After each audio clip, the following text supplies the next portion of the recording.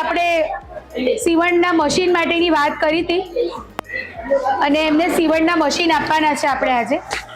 અને આપણે તમને બધાને ખબર જ છે કે સિયારામ ફાઉન્ડેશન વગર વ્યાજની લોનથી દરેકને સીવણના મશીન આપતું હોય છે.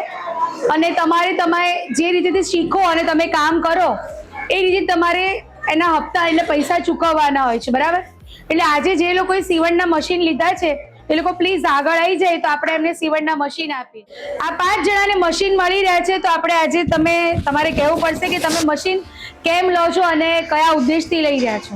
ત્યાં છે કે મારે 3 છોકરીઓ છે તો મારી છોકરીઓનું કે હું સીવી શકું.